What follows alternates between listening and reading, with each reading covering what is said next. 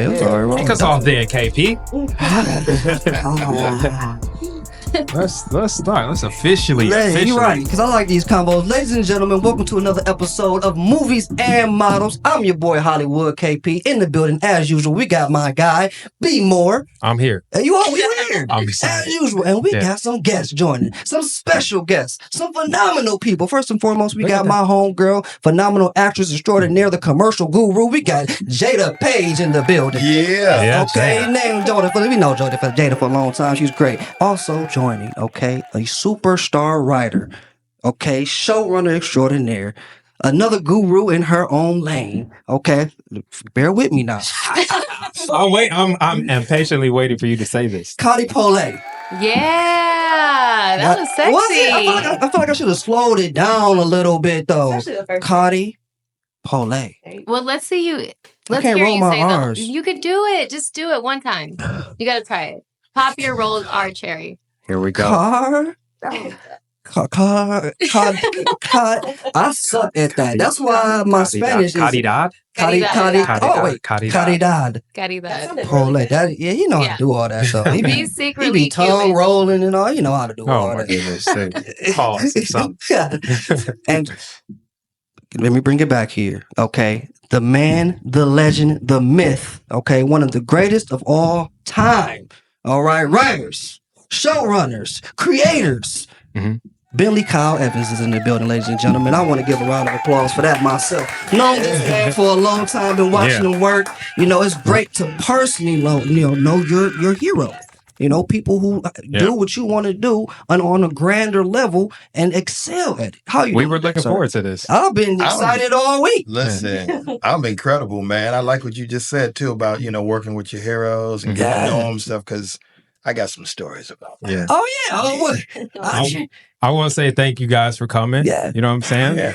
JadaPaige, Cotty, and Bentley for sure. As KP has said, you are one of the reasons that we started doing what we do. Mm-hmm. So we're glad to have you all here. And one of the reasons we're trying to take it to certain levels and want to be, as close to even as possible. So, what you've done. If I can help in any kind of way, please. That's all of my service. That's what it's all about. They say that, you can't say that. Look at this movie. We got it on record. Well, now, wait a minute. We got them on 4K. So, what's been going on, everybody? What's been up? What's the latest with you all? Give it to us. What y'all been working on lately? What's new? What's been happening? Cotty, give me what you got going. Dang, you just put me out. Yeah, you first. You locked eyes. I know. He was looking at me. You I was look like, this way first. I will say about Cotty, I met her through, our cinematographer DP Matt. Matt, yes. Shout out Matt. He does all that stuff. He had shot 2 films for her. So I want to know, you just personally, how was that experience? Yeah. How did that go for you guys? Like, how is it going in on those projects? Absolutely amazing. I love Matt to death. He's so dope. The dopest. Oh my God, so great. He directed, DP'd, and now he's editing it. Mm-hmm. The first movie was not actually mine. That was a rom-com that my friend wrote. I just kind of helped her get it done because of what everything Bentley has taught me to do independently. Mm-hmm. Now I know how to run a production from top to bottom. From the beginning to the end. And but the thriller, it's a thriller horror movie. It's in post-production right now. Hopefully it'll come out later this year, so I can't wait. Nice. Did you write on the second one? I did. I wrote the second one. I produced it. Again, just followed the method that Bentley taught me and got it done. So you mentioned that. What is the first, what Bentley taught you? What's the first thing that comes to mind that you have to execute that he instilled in you? Like the first thing right away. It's like, I must make sure what did he tell you?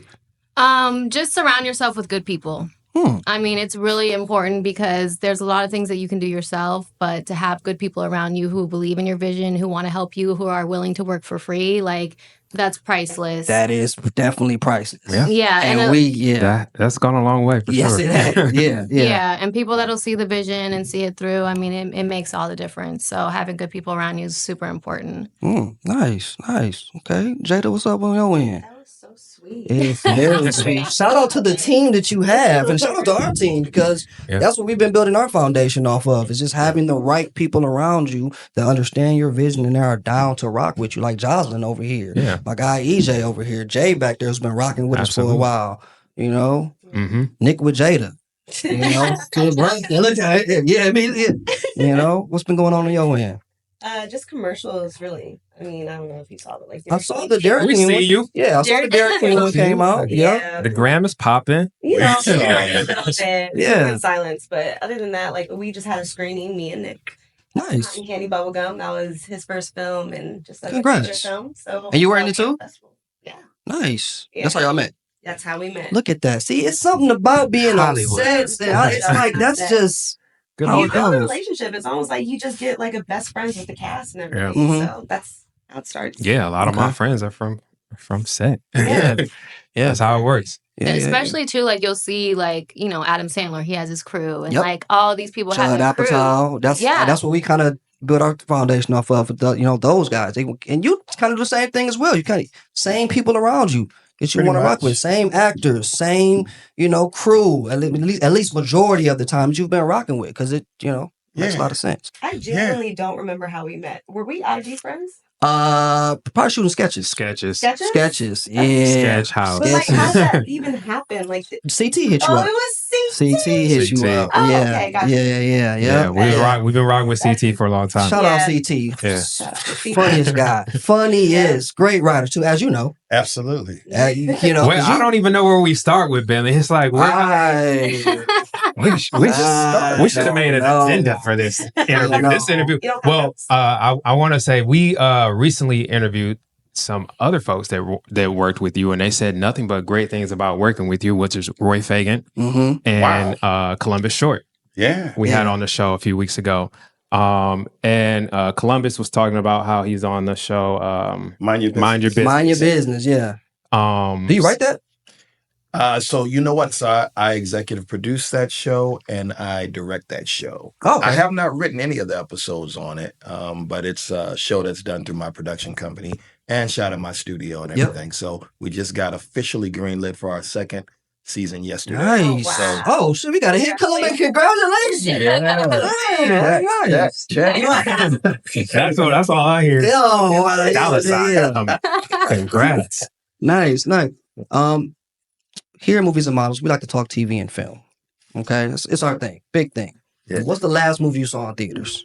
Ooh, last movie I saw in theaters was Bad Boys 4. Okay. Thoughts? I really enjoyed it. Okay. You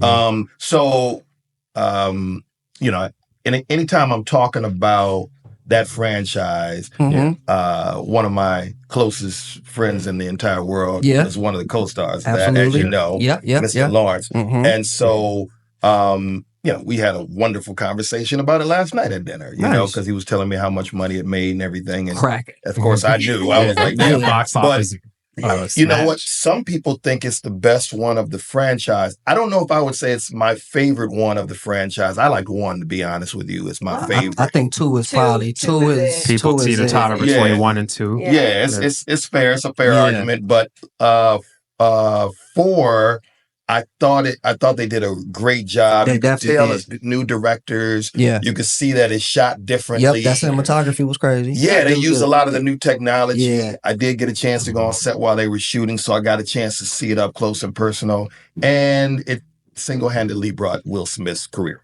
Oh, absolutely. For sure. Have you been listening to Will's new songs? You know what's wild? I didn't see it on the BET Awards. I heard it was a great performance. I'm going to go back and watch it. I was out of town at the time. But the thing about it is Will is so interesting because when the situation happened with him, everybody kept saying, you think he's going to make his way back? You think, hey, Ben, what you think? I was like, absolutely. Of course. He's Will Smith. He's going to do everything that it takes to get himself back to that position because that's his nature. He's a go-getter. He's not a quitter. Yeah. You know what I mean? hate him or love him, he's going to do whatever it takes to put himself back in that spotlight. Absolutely. It's almost like a challenge. Like he relishes challenges like that. Like, okay. That's it. You think I can't? Okay. Yeah. Let me prove everybody wrong. Oh, he'll tell you that. He'll tell you that you're not as good as me. Brandon listens to his book all the time, and I have it. Yeah, it's great. Oh, yeah, the book. Oh, man. I listened to the audio version of it like It's 3-4 times. When you actually listen to him. Yeah, when you hear the word. Oh, my goodness. Crazy. He's serious. He told me one time, you'll never beat me at anything because I'm willing to die in order to beat you. And I've heard him say that to other people in different interviews, but he said that to me, and it was like, we were working together on a project, and it was just like, just friendly banter. Friendly competition. And then he was like, you'll never beat me at anything. I'll die. I'll die on a treadmill before I let you beat me. And I was like, that's a crazy mindset work ethic to have. Because everyone doesn't have that. We deal with a lot of laziness all the time. People, I'm sure you have on sets. People don't have the kind of go get it mindset, and it kind of deters the project or what you got going on. Has that been a thing before you've happened? You had to let somebody go, maybe, or you just had something on set that was like, you know what, this person doesn't fit. Yeah, it just happened. I mean, literally, I literally just got through doing a show about 2 weeks ago, and I had my checklist. She won't be coming back. Damn. He's gone. Because people get relaxed. They get comfortable. Yeah. I had a guy that was the director of photography, meaning that he should be watching everything. Yeah. And this motherfucker was drunk. He's walking around asking all kinds of people inappropriate questions and stuff. I'm going, so instead of firing him, because I realized I need him to finish this. Right? Yeah. But I said, as soon as it's over, he won't be coming back. Yeah, it happens. And the crazy thing about this industry is that, we always talk about this, how every job is an interview for the next job, right? Yeah. So, especially if it's your first time being on set or your 50th time, whatever it is, people are going to constantly recommend you to other productions. I mean, it's a freelance job. You're constantly having to get more gigs, so you always want to be on your best behavior. And like he said, people get comfortable, and then it's like, okay, well, there's other eco people who are willing to be here, so peace out. Definitely, especially out here. That's great, yeah. So, Jada and Cody, we same answer question, together. Same question. Do you guys watch a lot of movies? What's the last movie that you've seen? I just saw Deadpool. So I'm getting into it because Nick is like a movie critic over there. So yeah, we do that. Now he just plunged you into the Marvel universe now, so you got to catch up. Yeah, exactly. I have an AMC pass and everything, so we're good. Oh, I do too. It's so worth it. So you guys watch a lot of movies if you got AMC. I mean, I have kids, so I have to go see a lot of kids movies now. All the movies we see are kids movies. Did you see Inside Out too? Oh yes. Did you cry? Yes. Phenomenal. Same. And my older son is a crier also. Me. So we just sit next to each other with and my other kid and my husband just look at us like, oh my God. No shame in his cry again. So I don't care. Yeah, how could you not cry if you didn't cry Inside Out too? Did you see Inside Out? I did not, but let me just explain something. Let me just say this real quick because I'm about to put her on the spot. This is something that I just learned yesterday, and I'm a little upset about it. So she went and seen Inside Out. Was it 2, 3? Which one is it? She saw Inside Out. Do you know she's never seen Beverly Hills Cop? That's crazy. Billy, 1, 2, 3, why would you? We had to get on somebody else. You know why?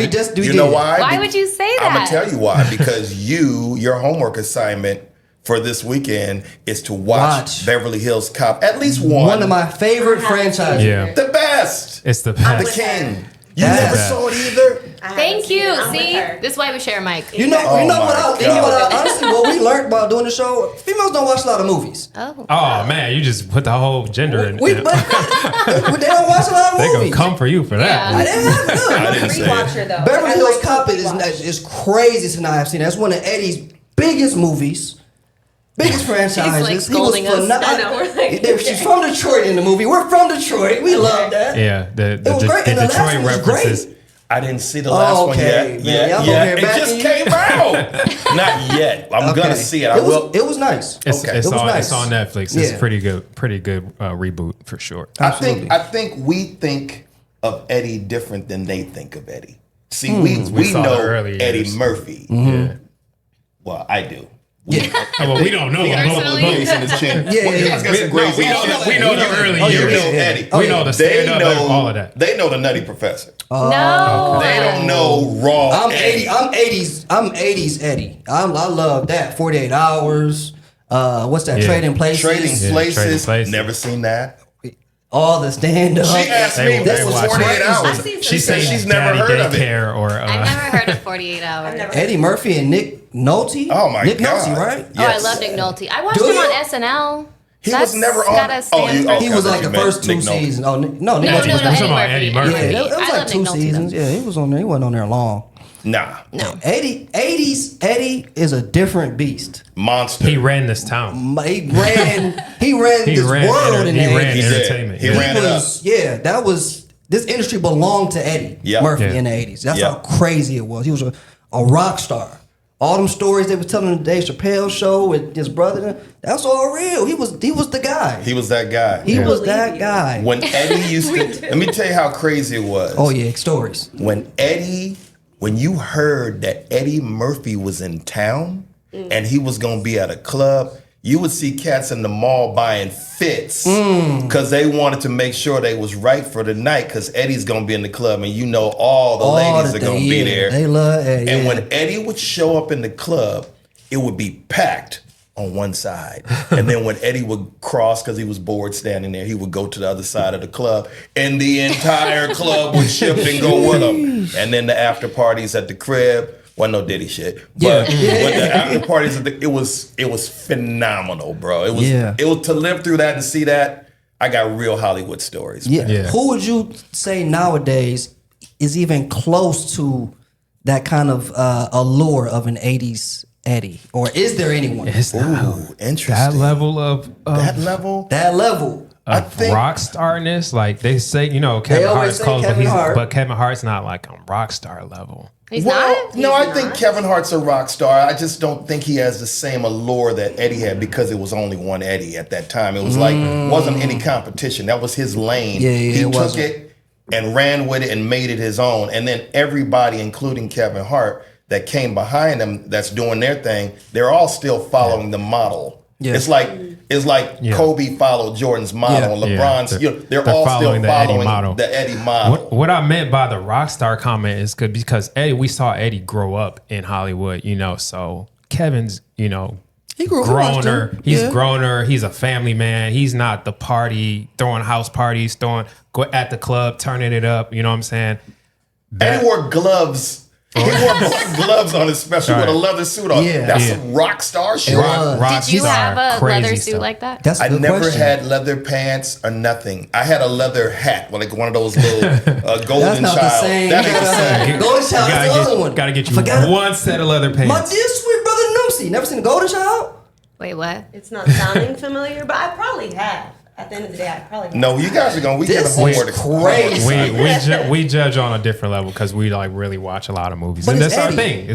Speaking of which, we do trailers here too. Okay, this week a lot of stuff did not come out trailer wise. Okay, I'm sorry.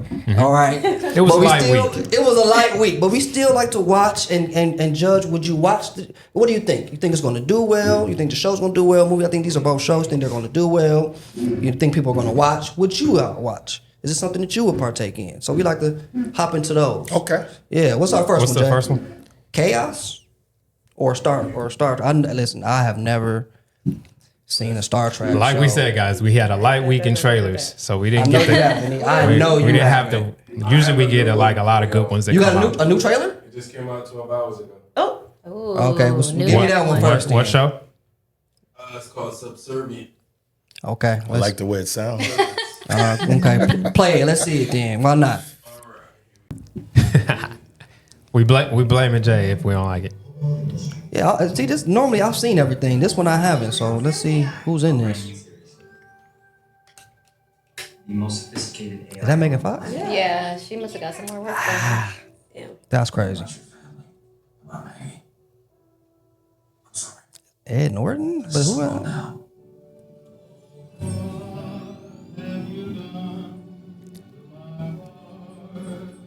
Should I prepare dinner? It's a thriller, I'm going to assume. She got one face. She look crazy. Yeah. Yes.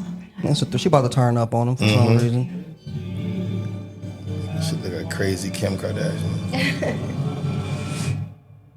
Here we go. There you go.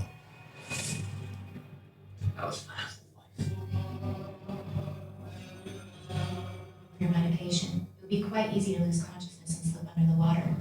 Imagine how upset Nick would be if you died. I'm sorry, is she a robot? I'm so She's their confused. She slept with a maid. robot? Yeah, she's their. You won't live long, Nick. But I'm She's here like to their have maid. solutions. You do so much for Okay. everyone. Oh shit. Let me do this for you. Who hires a maid like that? Yeah, that's right. I think they're robots. AI? Yeah. You didn't stop it. So it's Megan. Like a Just a as robot Megan. maid. Okay. I can't let that happen. That's why she acting like that, Jada. So she's not. That's She's a- just she's a supposed to be robot like maid. that. She is. I can find out about this. Maybe if my idea are. I feel like we just saw this movie with Megan the Doll. It's a few. It There's is a few that are out like Megan this. grew up. That's a good one, Jay. They chose the right person. They have been doing a lot of these, like the AI turns evil on us, and I just saw one the other day where the house AI starts tripping. It's just right. It's They've just been doing a Alexa. lot of those. So Bentley. watch out for that, Bentley. I know That's you another rich. You Will probably Smith got thing. AI in your shit already. You got some stuff we No, I don't know like, AI like, stuff. like the Jetsons and Joe shit. I know it. No, I'm like, I got a smart home, I think. I got all the smart stuff, but I haven't gotten to the AI thing yet. Okay. Maybe. It's a little creepy. Welcome home, Bentley. Would you get a robot made? I mean, here's the thing. Okay. You get a robot made, because I've seen some that do some crazy stuff. They clean in bathrooms, because I don't want to clean no toilets Yeah. and stuff like that. They do all of that kind of stuff, right? Would I get one? I think it would have to be really tried and true just to make sure there's Yeah. no malfunction. They gotta test it out. You're not Oh, getting yeah. like the first model. No, that's what I'm saying. The first model, you'd be like, what's going on? This thing's trying to rape me or something. I don't know what the hell is going on. Nah, That bro. first iRobot joint. You don't want that one. Yeah, for that first one that's looking at you and Yeah. shit like, where you mad? Yeah, hey, nigga, Like you were this. right there in your place, robot. Right. You shouldn't be talking to me like this. Yeah, I don't know. Would you see that? You know what? I would see it if somebody else wanted to see it and they Okay. said, let's go check that out, but it wouldn't be on my top priority Okay. list. Ladies? I would wait till it got, streaming. I feel like that is probably. You think? Oh, that's not a theater film? No, I don't think so. Yeah, I'll probably watch It's that. probably Prime. Yeah. Yeah, as long as it's it would have free. said Prime As long at as the it's end. free. I don't think. It takes a lot to go to the movies now. I feel like COVID does. really ruined that, and I love it. I still love it. it's got to be Me really too. great for me to go pay. What are some of the things that you guys think like will really bring people out to the theater besides Will Smith and Bad Boys 4? Like Will Smith, I feel like is one of the only people that consistently can bring folks out to the theater. Like, And The Rock. what are some of the things that would bring you out in The Rock? And Margot. There's Robbie. a few people, but like there's a lot of movies that come Yeah. out. They're just like, I agree. it's not about to get me to get up off this couch and go. Dang, yeah. Brandon's tough. He won't Yeah. go watch. There's It's a lot tough of getting him up. components, though. I mean, like you think of Bad Boys, right? They're bringing together generations, right? So you have the Yes. people that originally liked it, then you have the new people, right? Then you have the box office, Martin and Jamie. I mean, those people are always going to bring people. So I mean, but with this movie, I don't know. It's sexy, it's thrilling, some familiar faces. I don't think it's going to do that bad. Okay. Jada, you said just at the crib. At the crib. Nick, you would watch that with Jada? Okay. Oh, okay. You got it. I really just pop out for like scary movies. That's more what Nice. I'm about. I'm a big scary I like movie buff scary too. movies, Same. I love Same. I scary watch trash scary movies to top of the top. I don't care. I'm watching them. I didn't all week on Tubi. I've been going through scary rare. It's movies. rare Yo, to I'm find a like, really good and some of them I'm like, damn.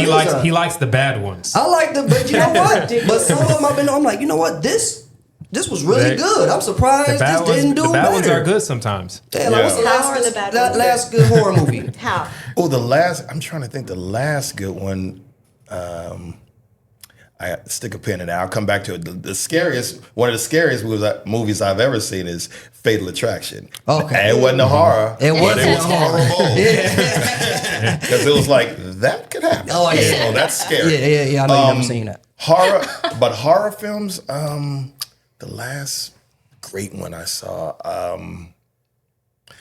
I can't really say because you can't really call what Jordan Peele does as horror. Tough. It's Why tough. not? Because he kind of created his own lane. It's like psychological psychological dramedy conversation pieces. Yeah. And because the one that he did, Us, really could have been something. Because when I saw that family that looked just like them outside the door, and they looked out and saw it, I said, "Oh shit, it's about to go down." It just never went down. It just didn't go down. Yeah.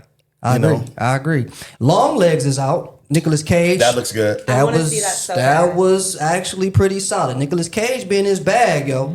Don't listen. I didn't see it yet. You didn't see it's good. And then I just watched yesterday A Quiet Place 2.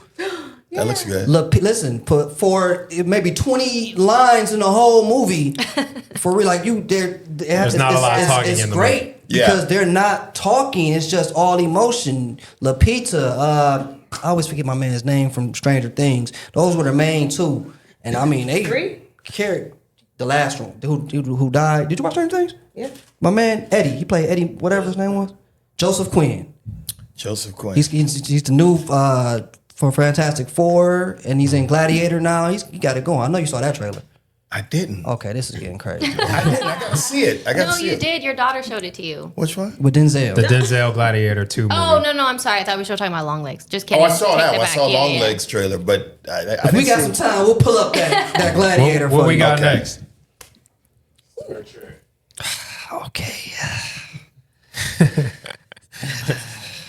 Have you ever seen Star Trek before, Bentley? Have you ever been a fan of that? Or Star Wars, mainly? I saw Star Wars, the original Star Wars, when I was in the 4th grade. Okay. No, Right. this is Star Trek. No, what about Star Trek, too? Yeah, I mean, I used to watch it when I was a kid, you know. Oh, you did? The original ones with The William original Shatner ones and all was that. big back in- Spock and all Yeah, that. yeah. I used to watch it, but I really started watching it when I became like a late teen, staying up late, watching the reruns. You know. So you might be a Trekkie. Yeah, a a little bit. I got some Okay. Trek bones in my body. Yeah, that's a Star Trek fan right there for you, Jada, so you know.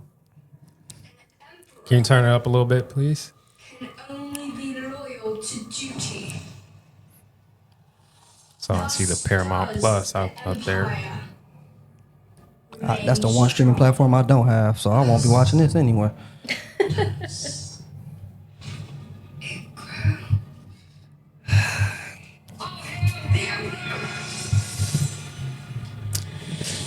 That don't even feel like Star. I mean, I don't know. I ain't seen it, so. I thought that was an ad. Like immediately an ad. Oh, I love her. always catches up with you. Ghost. Okay. Omari. Oh, it's a movie. That's why I put it. That's why I put this on here because it had Omar. I'm like, okay, there's a few black folks in here. Let's. And my man right there, he's from Detroit too. Sam. Beyonce. What? Black Ops Division. Spy work. Starfleet is here to make sure no one commits murder. What a cute idea. Oh, that's what. They licensed the Beyonce song, so they got a little budget. Michelle.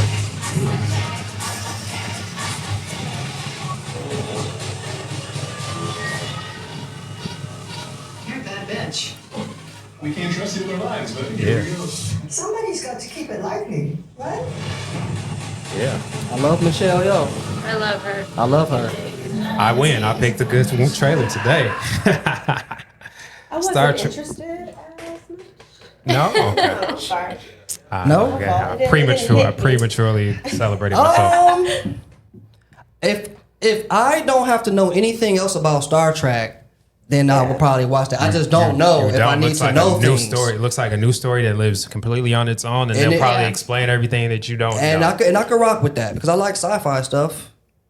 I'm with Jada. I don't know. I don't know about that one. Yeah. I mean, it looked like what is this? Yeah. Nah, I don't know. No. I think it's going to do really well, though, because, again, you're bridging the generations. Yeah. So, I mean, my stepdad loved Star Trek. He would always watch that. It was a big hit back then. So, I think it's going to do really well. Great actors in it. Yeah.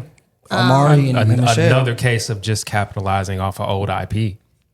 And, Absolutely. That's all they're doing. and we know everyone's going to watch it How do you feel because about we that? already love Star Trek. I feel horrible about that because I figured you might. Yeah, you know? it's horrible because Hollywood is not making original films anymore. It's almost like in order to get something that's original, you have to do it independently in order and distribute it through the majors. But that's the only way you're getting one out. To get a rom-com done nowadays is almost impossible. They want to go with that IP that they already own that's tried and true, and or they're gonna do some kids animated movie, whatever. Right. But like when the golden age, especially for black films in the 90s and the early 2000s, you don't see it anymore. You're not seeing those films anymore. There's no more sexy Love Jones and those kind of movies anymore. They're not happening because no one's making them. The studios aren't going to do it. Right. So in order for that to get done, we got to do it. We got to say, look, we believe in a story, a good love story, and we got to figure out how to get it done and then how to work with the majors in order to get it distributed. I feel really bad about that. It's just they're IP whores now. Yeah. You know what I mean? From like a business perspective, do you get it? I get it 100% because I do a lot of things business-wise that I don't necessarily want to do, but it's because, we got bills. So we have to do what we have to do in order to make our business thrive. I definitely get it. I just feel like the creativity in our business is being compromised by not just the IP usage, but also just with AI and all these new things that are being introduced to us as far as tools to get what we need to get done. I don't know if it's hurting our industry or it's helping. I'm not sure. I think like you said, though, it's great, though, it leaves room for like us independent like filmmakers to be able to fill in those gaps. But also I feel like they do the same thing with actors. Like we see the same actors over and over and over. Who you tired of seeing? You sound like you tired of seeing somebody. Who I'm tired of seeing. Okay, this is going to be controversial, but I'm tired of seeing Denzel. How could you blasphemy? That is a blasphemous thing. There's so many talented actors out there. We did talk about Denzel released something that he was retiring from acting. He will be like more behind the camera. You want that? That's crazy. Well, he is kind of doing the same character though in every movie. Directing. You notice when Denzel does this thing, he always repeats what you say in his acting. Like, ask me a question. How are you doing today? Oh, you want to know how I'm doing? So true. Every movie it's like this. Hey, that's a caricature now. You're turning and everything he does, he gives somebody like a little piece of Denzel. Like, I'm gonna give you what you want. Yeah, exactly. Yeah. Exactly. Okay. So, but I love Denzel. I mean, you gotta love Denzel. Phenomenal. Who else? Who else you sick of seeing? I want to know. Now, give me the list. I'm saying Ryan Gosling. You don't see him that much. He's in everything, bro. I don't think he's oversaturated. No, he's not. Now, if you would have said Ryan Reynolds, I'm like, okay. They both have been in a lot of stuff. But Ryan not in a lot. I don't think it's that we're tired of seeing these folks. It's just like also room for new folks as well too. Like we see the same folks, and it's like okay, let them keep doing their thing. But like, can we also infiltrate they gotta bring in the ticket sales in these seats. That's the problem. They worried about trying to and that's the thing. From a business perspective, it makes sense that like we're gonna bring in people we know are gonna sell tickets. So I get that, but I'm just like, ugh. But they tried it with that one show that was on Netflix. It was like Squad Games or whatever. Squid Games is coming back for season 2. And they had all new faces. They were saying it can be successful with new. It works. Orange is the New Black. Yeah, a lot of those people. For sure. Did you watch Orange is the New Black? Yeah. Okay. I did. Oh, he looks excited. I did. I liked it. I thought it was cool. When I first saw it, I was like, what is this? Same. And then I got into it. Then you got into it. Like, this is... Yeah. It was interesting. I love binge watching series. Yeah. Same. Yeah. I'll wait for a couple of years before, when everybody's talking about it, I ain't watching it. Damn. But then I'll go back and watch it, and I'm like, now I can go all the way through it. Yeah. Okay, what we got? Which one is this one, Jay? KAOS? I think it's called KAOS. First of all, I love Jeff Goldblum. I do too. So I'm a Jeff Goldblum fan. So y'all not tired of Jeff Goldblum? Never. He took a break. Been doing this for 30 years. Not as much though. They're not scared. They're not worshiping me. Oh, and I love stuff about gods and myths and all that kind of stuff too. I like that. Also, has he ever starred in anything? Yes. Yeah. The Fly. The Fly. The Fly. Oh, I never saw that. Oh, he took it back to the 80s on The Fly. They ain't see that. Oh yeah, I saw this trailer. It's a good one. They don't give a shit about any of us. Can you see Jada? A little bit? Yeah. Sorry, told me to I'm gonna wipe these fuckers right off the face of the fucking earth. Oh, it's dark. So he's God. He's Zeus.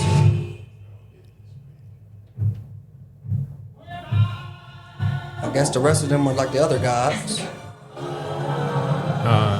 that's his They gonna bring kids, a his war wife. to us now? KAOS.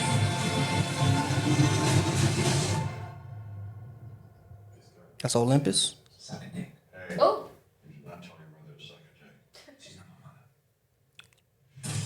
Damn.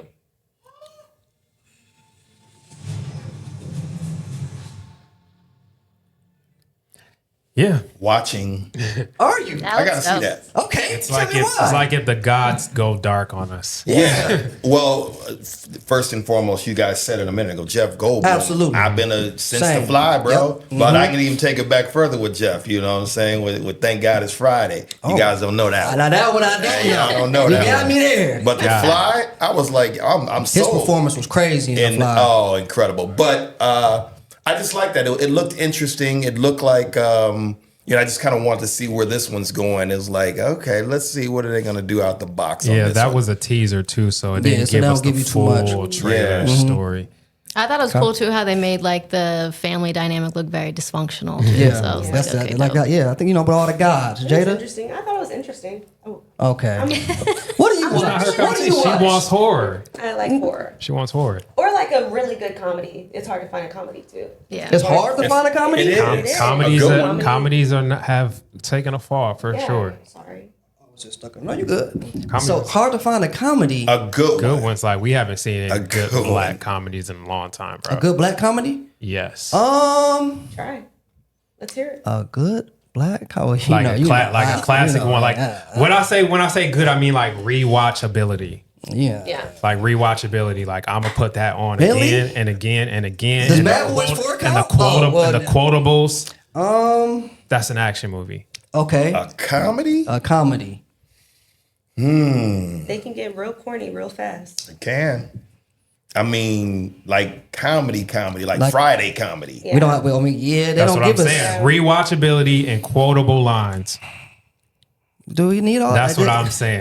We don't have those. There's Anything nothing. anymore. popping in anybody's head. 'Cause I I've mean, And we're just yeah. talking about black Nothing people or here. white people too. I mean, we got some great white comedies that are Okay. out that we love. All right. I digress. Knocked Up was good. There's a lot of Seth Rogen joints, but for black, what do we have? Bentley, give me We something. don't have any. That's why I Okay. got to go to work, man. Yeah. We don't have. I don't know. I mean, yeah. What?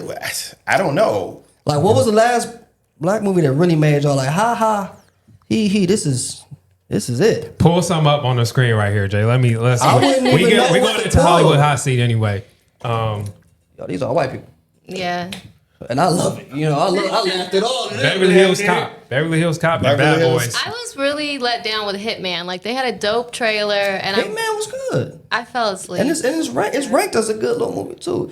So these are the white folks, okay, but these not all the comedies though. These are, Yeah, I'm talking I about. don't know, I'm talking man. about just a straight laugh comedy. Just it don't even gotta make sense. All the way. Unfrosted was terrible. Like we talking about And Friday. I know you love we talking Seinfeld about and How all that. High. We're Yeah, I talking love about Seinfeld and all that. that was cornish. I was. What Complete. Seinfeld? No, well, his movie Unfrosted.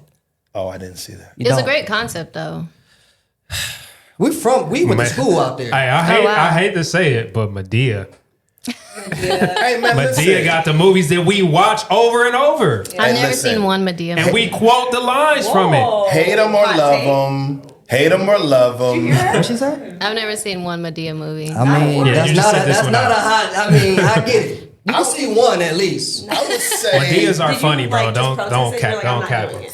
for the overall black I had, audience, It's Medea. Medea kind of got him right now. But, hey, listen, you can hate them or love them, but Yeah. I'm gonna tell you, I have watched Medea and busted out laughing. Medea is funny, bro. Medea is a funny bitch. Yeah. She's a funny old bitch, man.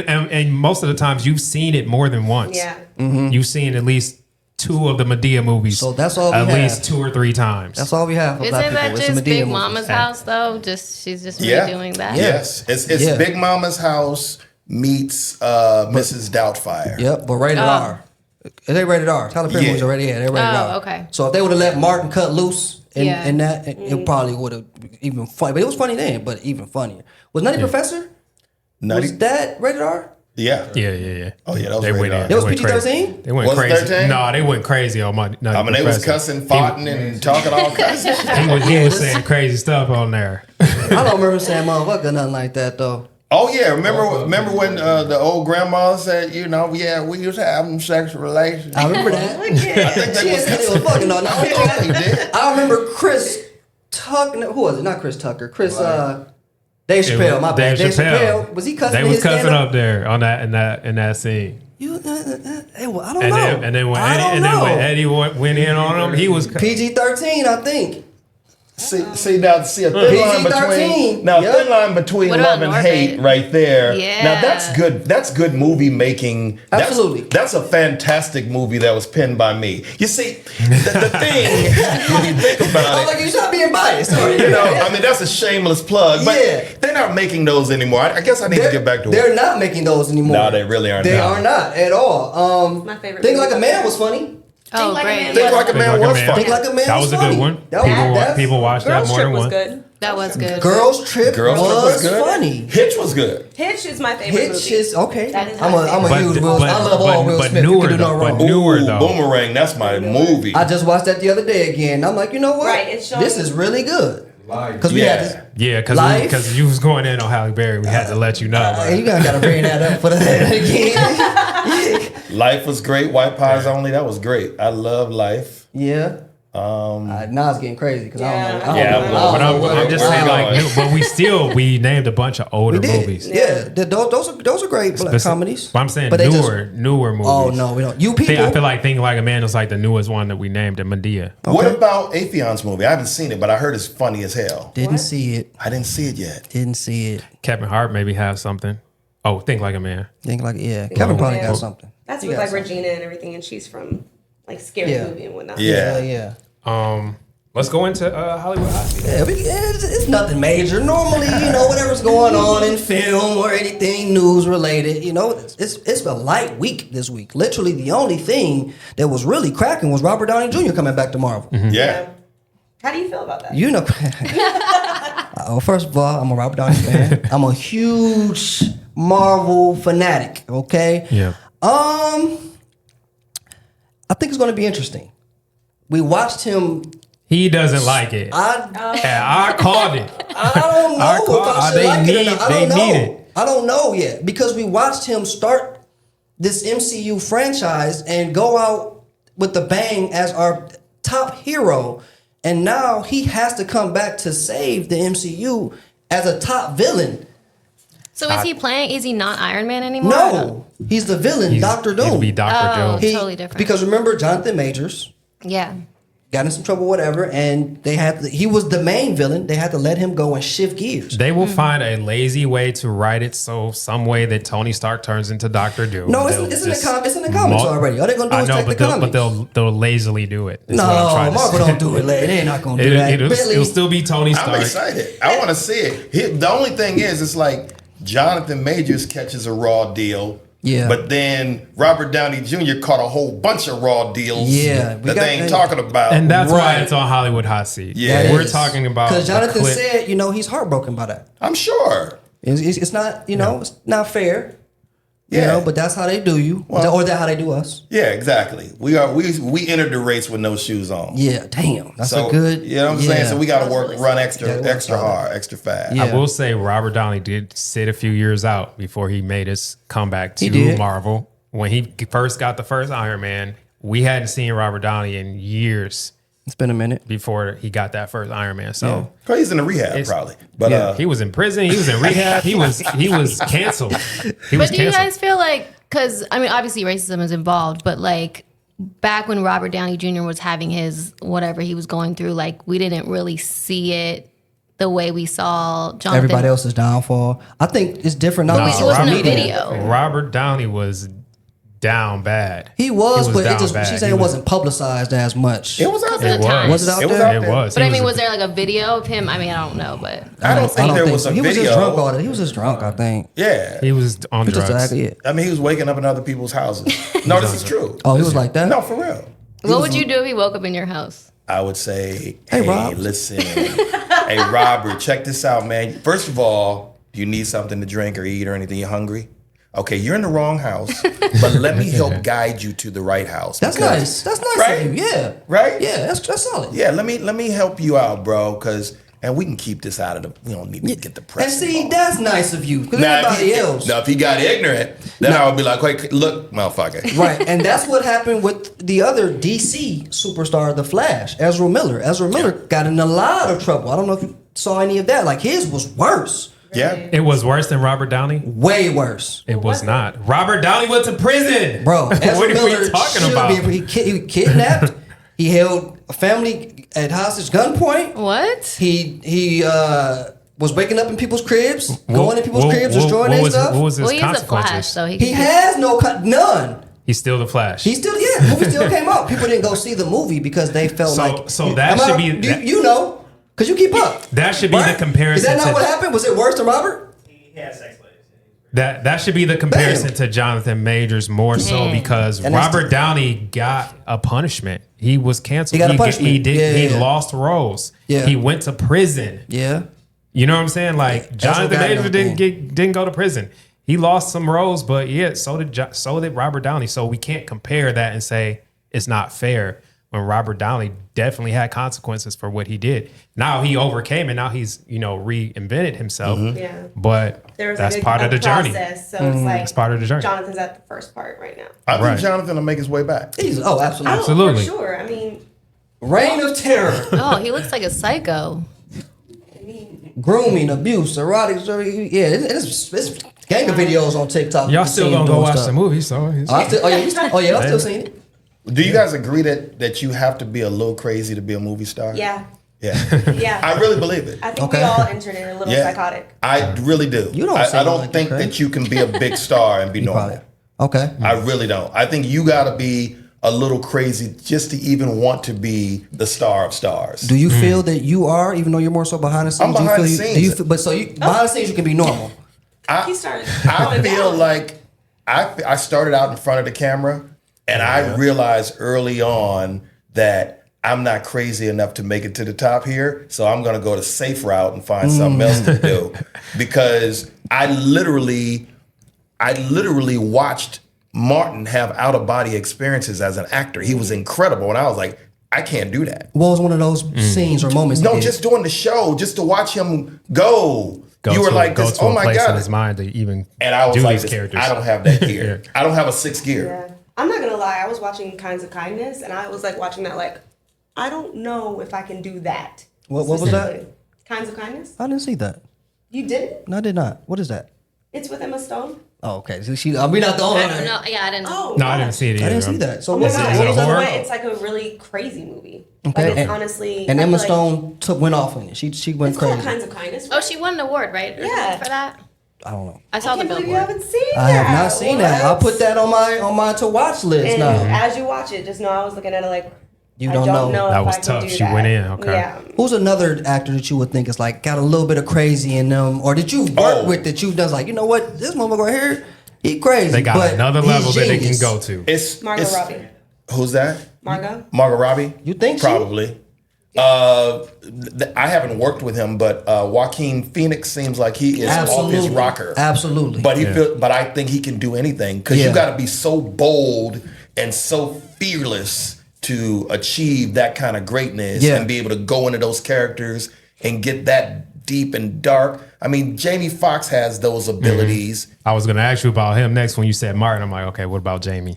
Yeah, Jamie's, I just said it recently, he's definitely the most talented person that I've ever met in my entire life. There's no two ways about it, nothing Great to talk guy, about. yeah, okay. But he's like, I don't know, man. This dude, he has these out-of-body experiences, and I'm looking at him, and he just disappeared. Matter of fact, last time I saw you was at Jamie's house. Yep. That was the last time we saw each other. Yeah. But yeah, he's like he's very interesting when it comes to taking on a role, but he digs deep if he really, really loves it. A lot of stuff I just see Jamie walk through and I'm going, check. He's getting that check. But then you'll see something, you'll go, yo, he's in it. He can do, yeah. You know, when he went into Ray, I was like, oh yeah. I didn't know that guy. You didn't know you had that bag. Nah, I had no idea. Yeah. Who's some? Give me yours. Did you think actor-wise crazy? Might have a little bit of craziness. You watched him. You're like, you know what? Margot Robbie. I know. Talk about Margot Robbie. In order to go there, you have to have a little bit of like, okay, you were a little bit crazy. Oh, I got it's it. Like almost like a break. What about Margot Robbie says that for you? Yeah, well, as I look at her, because she has a lot of still moments in a lot of her work where she's just like either looking at herself or looking into the abyss, and you can just see her mind working.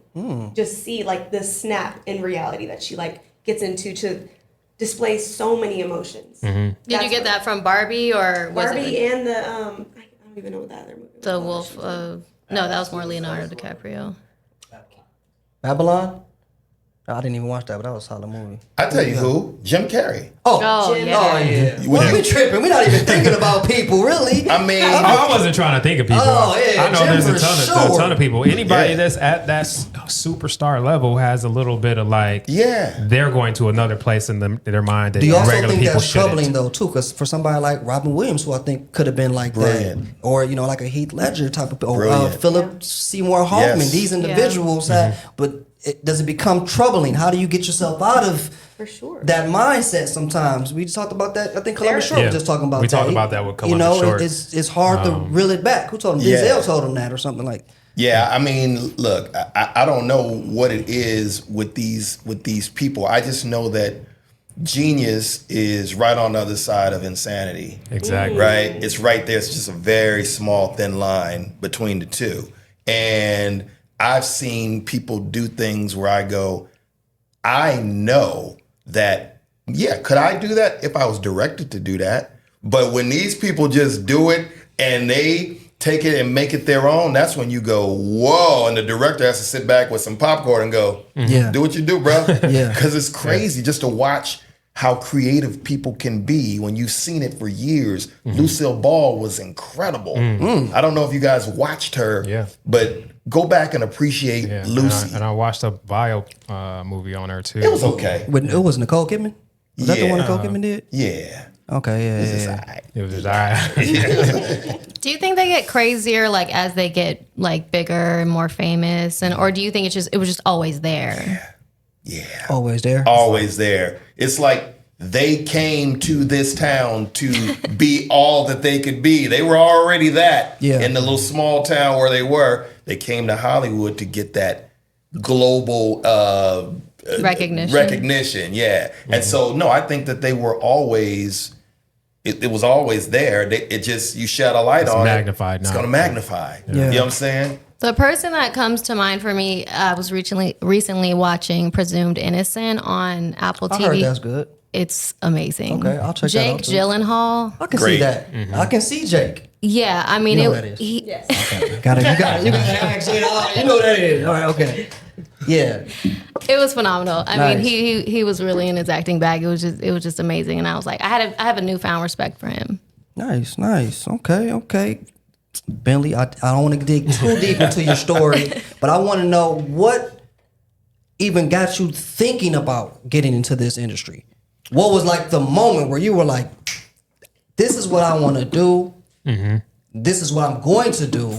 Let me make it happen. Yeah, it just, for me, look, I have been blessed, man, with this thing, man, where things have come to me kind of easy in my life. I really don't feel that. No, I'm serious, man. We all think it's it's really just a mystical but some people I'm do blessed. it. Comes some things it comes. Yeah. God, these paths be different. It's like the real challenge I haven't really met yet. I've seen a little bit, but I got into the industry because there was, it's gonna sound crazy, there was just nothing else to do except for sell drugs. Okay. I mean, it's a time when drug dealing was a very prevalent thing, especially here in LA. I grew up in LA. I watched Snowfall. I learned that, guys. So what you saw in Snowfall was so real, bro. Wow. All of my friends were either drug users or drug dealers. And so, I wasn't going to disappoint my parents and do that. But a friend of mine introduced me to Hollywood. My friend Tommy. He was like, "Man, we could be actors." Okay. So I was Thank like, you, "All right, Tommy." let's roll with it, right?" Yeah. And so once I got on set for the very first time, and I saw, cameras and this kind of setup and lights, I was like, "This is where I'm supposed to be with my life. How do I do this for a living?" And I saw it, and I was impressed.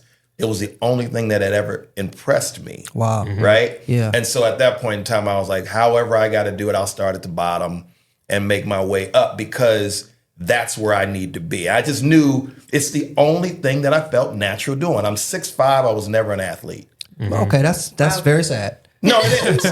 It is. I've never dunked a basketball. Oh, okay, that's getting crazy. It's crazy. It's crazy. Yeah. I played many of basketball players. Yeah. But boy, oh boy, when it came time to dribbling and they had to bring in that body double because I couldn't dribble a basketball. That's real shit. Yeah. But no, that's what it was for me. It What was set like, was that you were on? The first one you want? Do you remember? Yeah, Hollywood Shuffle with Robert. That's where I got my SAG card. Okay. Yeah. Is that that's how you know Roy too from that? Yeah. That's where I know Roy from. I met him on the set of Hollywood Yeah. Shuffle, man. But he started as a PA, which I So think is dope. are we on that? Are we in that? We're in Oh, that we now. already going. Yeah, We're in the we Bentley already side. right. Okay. Yeah, Oh, my bad. Did we jump too far? No. KP led us here. Oh, okay. Oh, we should go to the top 20. I mean, the movies that were 20 because Jay brought them. He took the time to bring it up, Jay. Let's take a look at a couple of them. Jay? Yeah, give me a couple of. I forgot about that. I want to dive right into your. I want to get into the stories. I love I love them. Let's just take a look at a couple. Do y'all remember this? This was 20 years ago. Did you watch this? Yes. Man on Fire. Yes. You Great don't watch film. Man on Fire? Oh my. Great film. Is that number one? No, Jay, they're you should watch that. they're not ranked. No, They're not no. ranked. Okay. Yeah, that's a great one. You should. Let's just scroll through them. Yeah, just go. Never heard of Civil that. Red, To I don't brag. remember. I heard of it, but I don't know. I remember this. My Baby's Daddy. Yeah, I remember that. I remember that. Okay. Yeah. Is that making good? Young Megan. Oh, Debs. Yes, I remember indeed. that. I Megan. remember Debs. You got You served got with served. That was good. I literally still rewatched That's it. you got served as And I think 20. it's great. You got served. It's really 20 crazy. Barbershop too. Barbershop. You can't lose with Barbershop. I mean, Barbershop makes 1 sense. is 25. Yeah. I don't remember Against the Ropes. That's okay. Never heard of that. Sorry, y'all. Dawn of the Dead, absolutely. Dawn of the Dead. Yeah, I remember that. Okay, I still watch that. Oh. Nope. Can't stand zombie movies. Lady Killers. I remember that. Oh yeah, I remember that. Yeah, the Coen brothers. Oh yeah, Marlon was in that too. He was. Yep, Never Never Died Die Alone. That's Alone. DMX movie. I remember that. Yeah. Oop. That was so good. Wow. Johnson Family Vacation. The performances in my head Yeah. right now. Oh, yeah, there you go. What? I never Johnson, believed. it was a- I it never was a believed funny it. family Cedric and movie. Vanessa Williams. I never Yeah, believed you know, that. It was just a Yeah. funny Yeah, family yeah, movie. That's what I'm yeah, saying. We don't word. have those. Okay, that was the last one. Kill Bill was on there. That was Kill one of Bill my too. favorites. Damn. I Yeah, love that Kill was Bill. great. Kill Bill was Kill phenomenal. Bill was good. There was a part in that movie, I think, I forgot her name, that she talks about, but she said the director insisted on, like, there's a point where someone spits in her eye. And Kill Bill? Yeah, and she said the director insisted on being the one to spit in her eye, and it was real spit. Quentin? Yes. Okay. Well, Quentin does. Hey, he does his thing. He's different. He's different. He's different. He's different. That would be something crazy. Yeah. And behind the scenes, crazy. Quentin, you would have been like, "Hey, look, What? You would have told Quentin, Real "Hey, spit. There's Quentin. certain Wow. things I won't do. I like legit. I'm not. you that on the set of crazy. Kill Bill too. You know what it's about to be." To think Quentin that is someone talking would to say- you right someone here, would say, right here, Quentin. I Listen, Jada, insist this that is I be the one to this is the moment. Like, listen, this is going to be the scene that is going to really kick off this entire film. And you're gonna get an Oscar. This is Oscar worthy right here because you Is about to there turn another? up. Are you taking that loogie to the eye? Child, no. In my opinion, no. Are you? I mean, I just I feel don't like, know. I don't know either. If I signed up for it, if I signed up, If you signed up, it's just the actual conversation. Like I really. Yeah. That's why you I gotta need be to a do little it. bit crazy. That's why you gotta be. That's because like Joaquin and not Joaquin. What's my other man who played Batman? What's my man who played Batman? he's Christian Bale. Christian Bale. Oh my Lost all that God. weight for that role. You Sure saw did. that? He Yep. was damn skin and bone. Like you gotta be willing to go these extra miles. I You mean, looking at me like, I mean, like, my goodness, I already said my. you gotta be able to transform. you gotta transform. But all the Transform is money fine. on that set, and they couldn't have something. It's not authentic. It's Quentin wants authenticity. I want you to feel the shame of me spitting in your eyes. And had to do it multiple Take you out of times. the scene, take you out of the Do you scene. feel this? Yeah. So Bentley, Yes. I'm gonna redirect this out of this big conversation because I don't know why is that a thing? Man, so you go from Hollywood Shuffle, then you go from Martin, you go to Jamie Foxx, and now you are where you are. You have a studio. You're producing and creating all these sitcoms. Tell us about the journey that you go from Hollywood Shuffle to where you are today as this. It has been an interesting journey, but not a hard journey. Like I said, it's never been hard. The toughest part was having to unlearn everything that I learned. What I mean by that is they teach you a certain thing in the Hollywood system on how things are done. But when you're doing it independently, you make the rules.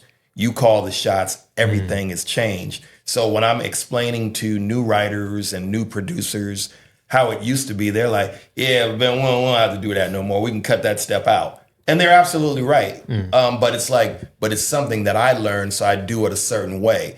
But I think having to go through financial struggle was the hardest part because, you're living the life in the 90s, right? In the 90s, I mean, I think it's safe to say I was bowling. It's nice, you know what I'm saying? Yeah. But then when the industry, what was the Martin and Jamie Foxx checks like? they was nice. Yeah. They was nice. I mean, if I can, I'll make an NBA player money. Straight up. Yeah. Right? Yeah. But then you get to a point to where that slows down because the business is changing. They're getting rid of the UPNs and the WB networks, and the big majors aren't doing black shows anymore. And so you start going, damn, I think it's still an audience for it. It is. And so let's still try to make it. And now you're making it, spending that money that you made, and you're watching your money, your checking account dwindle, and you're going, oh, snap, this is crazy.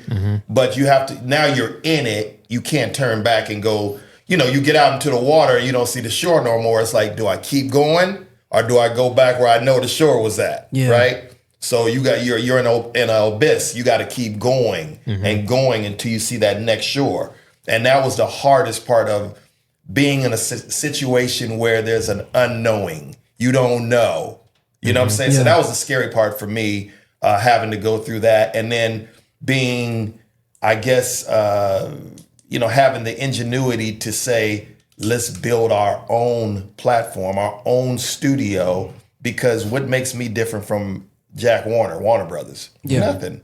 It's just that You got everything same. Same thing. Tyler Perry, same thing. Yep. It's just like people have to think their way through it and figure out, okay, I can make a living doing it like this because now there's so much distribution out there that content is king. So you just got to keep making content, and owning IP and being able to build that up to where it's worth something really big. When you have a catalog, then you can sell your catalog and get out the game, leave a legacy, or whatever your method is. I don't want to work myself to death.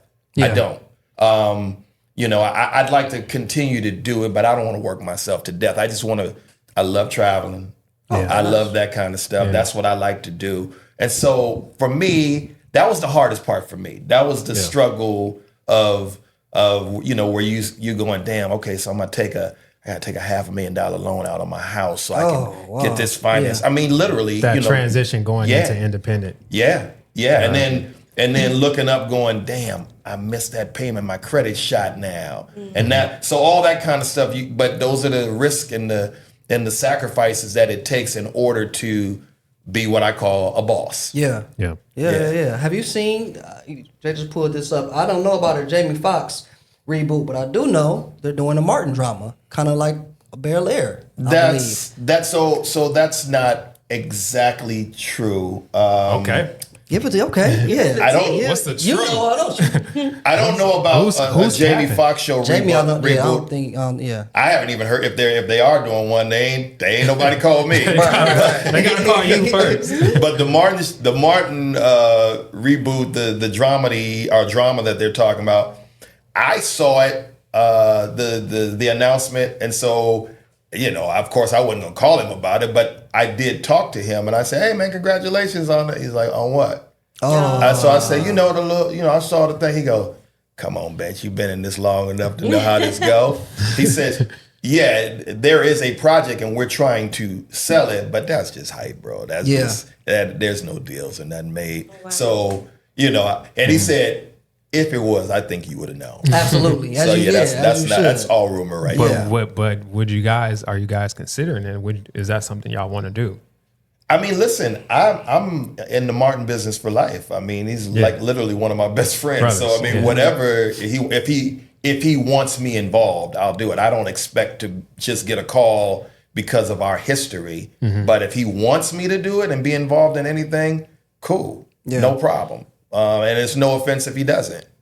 It makes sense. Carl, let me direct over here to you. For you, same question as Bentley, when was that moment for you when you're like, yo, I want to do entertainment. I want to get into this. I want to get involved, showrun, write, act, etc. Yeah, I mean, it was so weird how it happened. It was during the pandemic, and I was just kind of like, I was doing PR for the Department of Transportation, and I would just be writing on the train every day, and I didn't see it as a job, but Bentley's head writer at the time, I sent like my pilot over to him, and he was like, this is really funny. He's like, the format is horrible. He was like, but it's really funny. So just like come in here, show up every day. So I just showed up in the writer's room every day. I worked for free for like a year. Nice. And then, I was just like, oh, this is it. Like, this is it for me. This is what you want to do. Yeah. Is Bentley tough to work for? Is he different? So he's right here. It's different, but you got to see. It's different because it's different Bentleys. You know what I mean? You got director Bentley when he was going through that. You got working for Bentley. So what? Is it different levels? Tell her, don't worry. It's just a safe space. This is a safe space here. No, he's absolutely amazing. Like he will teach anyone. And he always says the game is to be sold, not to be told. But he will literally teach you everything, and he's so welcoming, and he's just such a great teacher that it's just so dope to be around him because like he wants everyone to win. Mm-hmm. Which a lot of people in Hollywood don't. There's a lot of gatekeeping, as they call it these days, where people don't want to tell you how to do what you want to do. Figure it out on your own is what we get a lot of times, especially in our community. Yes. And really only a lot in our community. You saying a whole lot without saying a whole lot. Yeah, I mean, so thank you for helping. And a lot of time it's so hard because the money doesn't quite equate. Like in the beginning, you're struggling, but it's like I'll never look back. Like it's the dopest thing I've ever done, and it's like he always motivates people to like keep going because I want to be balling as well. Don't we all? Jada, what was that movie you saw? That show that you saw that was like I can do that. That I could do that. I used to act when I was younger, so it was just like one of those things that I always. You've always wanted this. I've always wanted it. When I was in college, I kind of took a break because I was like an athlete and I was like doing all these other things. Mm-hmm. Did someone ask? Oh, I'm sorry. That wasn't me. My bad. You were what? I was an athlete. You threw off her whole train of thought. That little noise. No. Okay. What do you mean? What did you do? I was a gymnast for 8 years. Then, like all throughout everything else, I was a volleyball player. I was in track and field. I was a hip hop dancer. Like in college. I'm an athlete. In college. She's an athlete. No. In college, I stopped. Oh, okay. In high school, I took a break from everything. She looked like an athlete. Certified hater. I have a certified hater. Gymnast. Okay. Volleyball. I can see that. I mean, Okay. And I'm a yoga instructor. Like, I'm an athlete. That's good. Whatever. Okay. I can see it now. Okay. Anyhow, in college, I just was like thinking about, it was like a depressing stage because I didn't know what I wanted to do. And finally, I just realized that I had the most fun when I was like a kid and acting and everything. Nice. And I remember watching a movie. I'm not going to lie, I don't know which one it was. But I remember just thinking like, I want to make people feel like how I feel right now. Whether it's like, like romantic feeling, like the laughing feeling, the crying, like that's what I've always wanted to do. Nice. Bentley, you have to have a movie in mind that was like, yo, I want to direct, I want to write things like this show, this. Yeah, movie-wise, one of the funniest movies I've ever seen in my entire life was Blazing Saddles. Oh, wow. And that movie... Gene Wilder, right? No, it was... what's my man's name?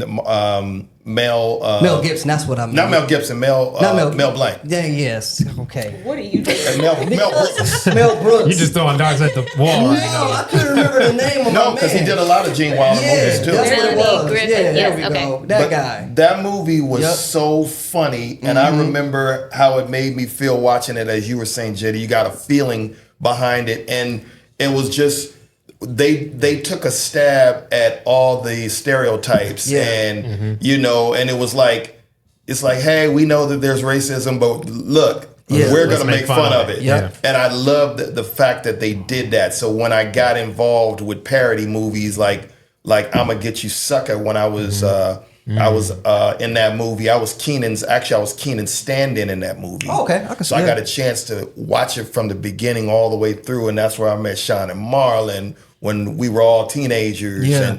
And so it was like, you know, watching those type of outlandish comedies, that's what I said, I got to be involved in that. I got to be doing stuff where a woman takes her whole leg off. Yeah. You know what I'm saying? That's some funny shit to me. It was, that was crazy. You know, so that I think for me, that was that. And as far as television, what got me was Miami Vice. Oh. I loved it. It made Miami so sexy. Yeah. And these cats was wearing sports coats with T-shirts on underneath, Yeah, driving with Ferraris. I was like, buttons open, I want that. Yeah.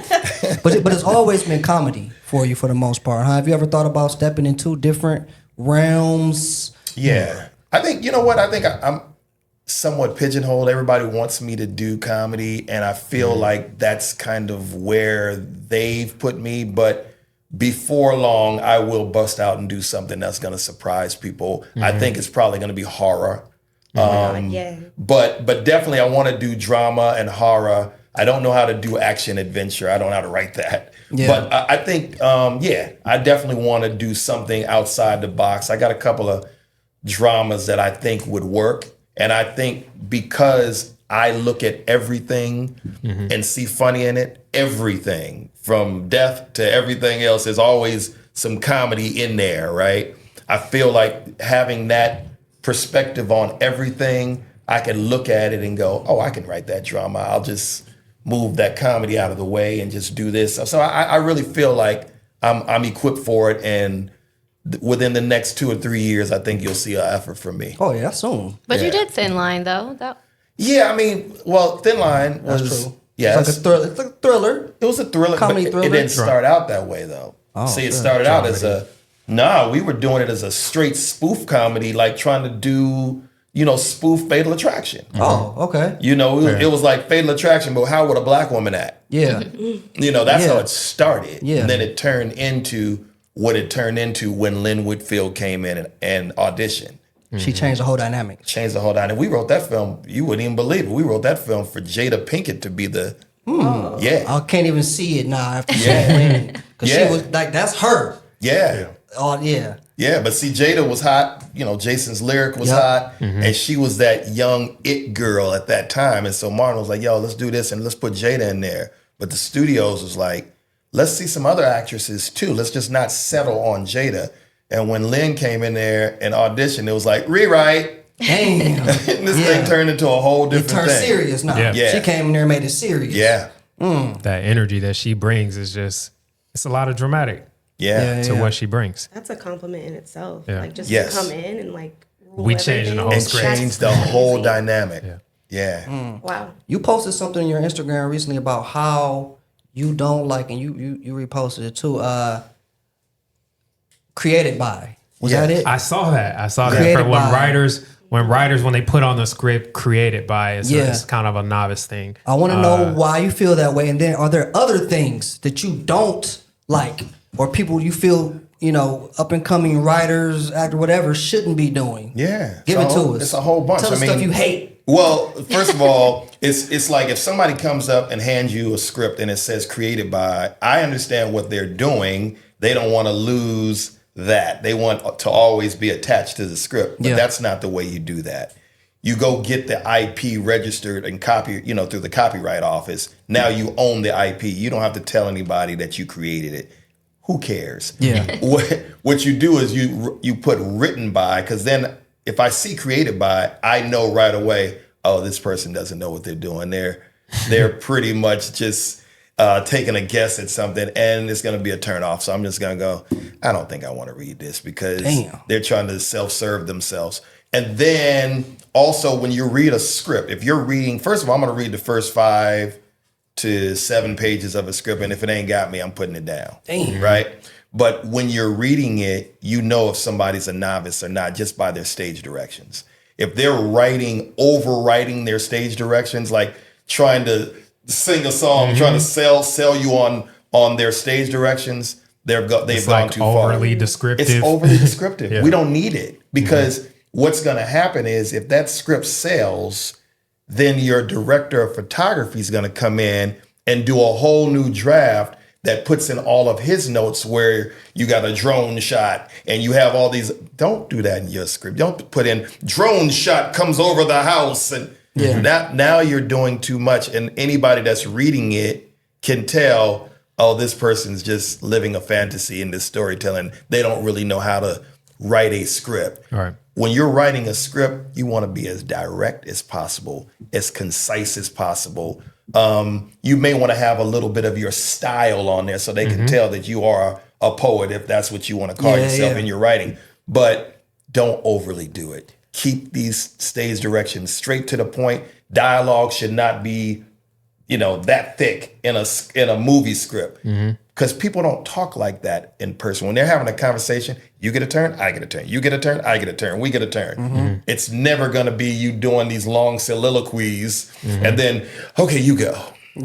That's not natural. It's got to be something that's straight point, to the point. That's what keeps a moviegoer interested. TV's a little different, but movies, you got to be pop, pop, pop, pop, pop, pop. You know what I mean? So those are some of the things that just irk the shit out of me. How did you get to, when did you know that you were at the point where were going to bring in, have a writer's room and bring in writers like Cody? I started out behind the scenes in the Martin show writer's room. And so that's where I learned everything. With probably in 6 months, I saw the whole thing. I literally saw the entire thing. I said, oh, got it. Literally, my first 6 months, I was like, I got setup. Peeped the whole thing. Oh, he's in charge. Okay, watch this. And just, I saw the whole thing. So then when I started putting my own writers' rooms together after the Jamie Foxx show, I had to put the writers' room together for that. But then doing it independently, what I decided to do was not go with the traditional writers that were in Hollywood because they were jaded, meaning that they're going to want a certain amount of money, and they wanted a certain way from WGA. Yeah, and I'm going, I can't afford to do that, so I got to go make me some writers. I got to go get my friends that I thought were funny, or how I hooked up with CT, and said, yo, he's funny. If he can write some scripts, I can bring him in this room. And then I started seeing all these comedians and social media experts that were funny, and I'm going, see, these are the people I want to work with. I don't want to work with those old antiquated writers that are doing things a certain way and they're old and they're what are we having for lunch today? Nah, man. I like hanging with young, youthful minds that are funny. It's the energy. It's the energy, man. And so that's, for me, putting together writers' rooms, I'm always trying to find people to come in the room. Cody comes in the room. I recognize right away she has a story to tell. She's funny. You know what I'm saying? But she's not marketing herself as some funny person. She has a very funny point of view. You know what I mean? And her writing is getting better and better and better as she goes because she's reading more. She sits down and reads scripts. Sometimes I'll get a script and I'll say, I'll read it on Saturday. She'll go, you're not going to read that on Saturday. So I'll read it for you. Well, she will do that, but also she'll say, no, let's read it together. So we'll sit down in my office, and some days are just nothing but reading scripts.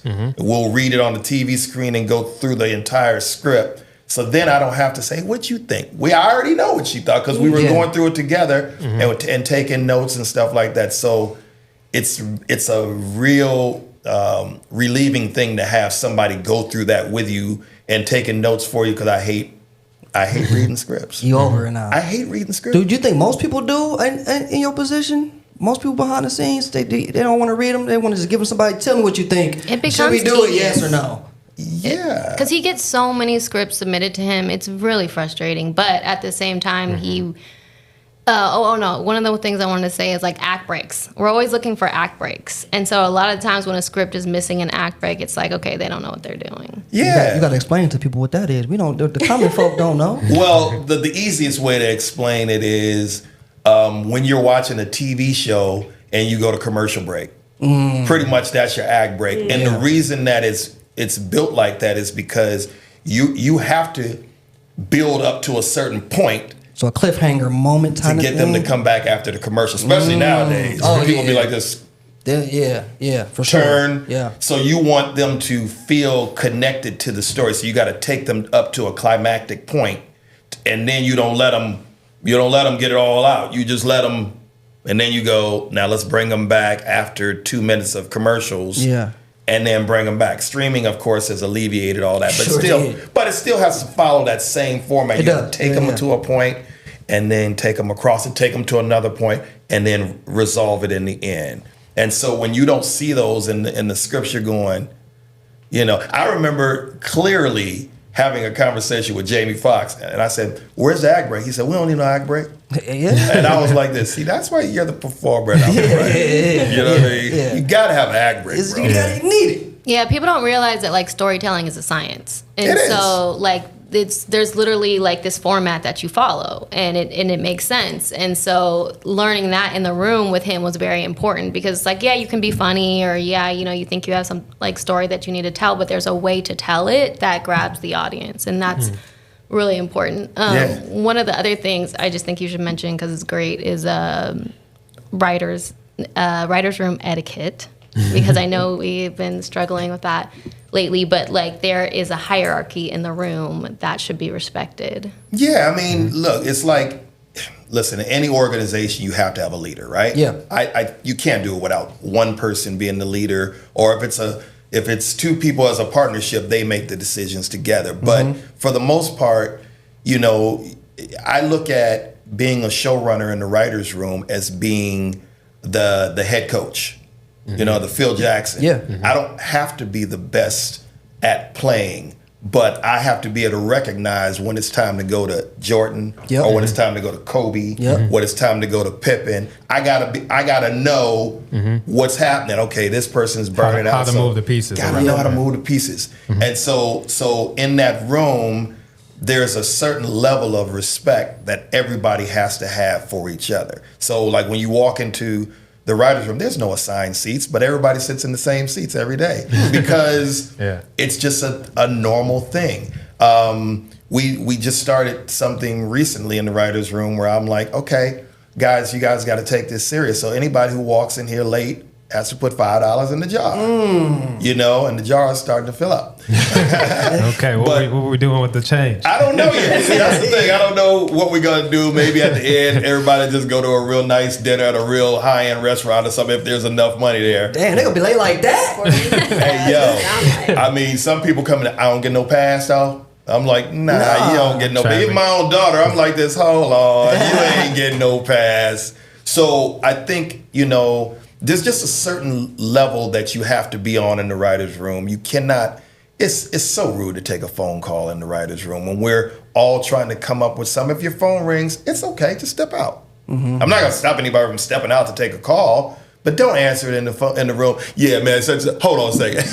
What's up, boy? Yeah, I'm in this room. Yeah. Come on, don't do that. That is crazy. But I've seen it happen. It happens. Mm-hmm. So it's like, don't step on somebody. If they're trying to sell me on a scenario that's going into a script, don't cut them off. Let them get it out and then feed off of what they're feeding off of to make the joke better or the scenario better. But don't cut each other off, and it's just being respectful of each other's stuff. And just etiquette, respect. Etiquette. You should be able to leave your stuff there and walk out the room for an hour, and nobody's gonna touch your stuff. And it's just those types of things that you have to have in that writer's room in order for everybody to get along. Because this now becomes your family. You spend more time in the writer's room than you do at your own house. Yeah. So you got to be real vigilant in how you get things done in that writer's room environment. So it's a lot that goes into it.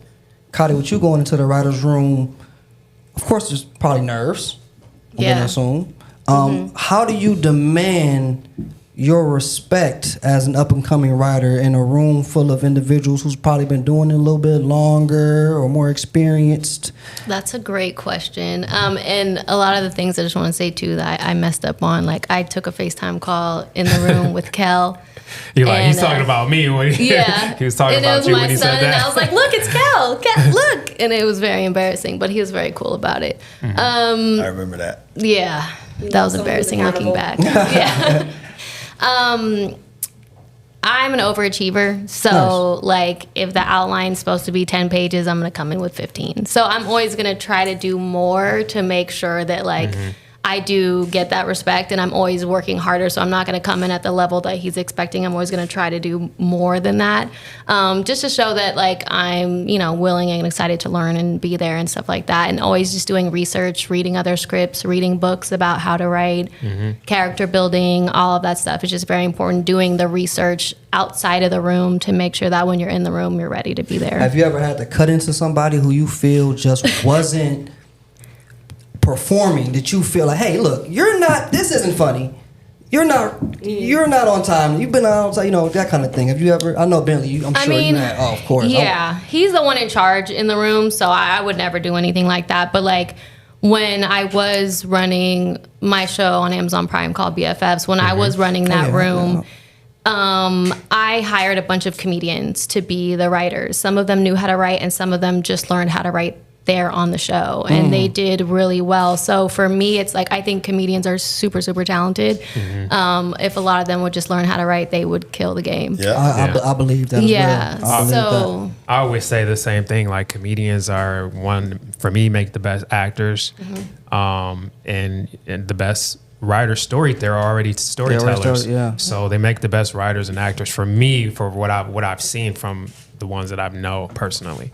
I say that too, and they ad lib. I mean, they just bring Their it. improv is just and even with drama, you're like so shocked because they get pigeonholed a lot into comedy, but like with drama, I mean, look at Marlon. Comedians transition to drama so well. Tom Hanks.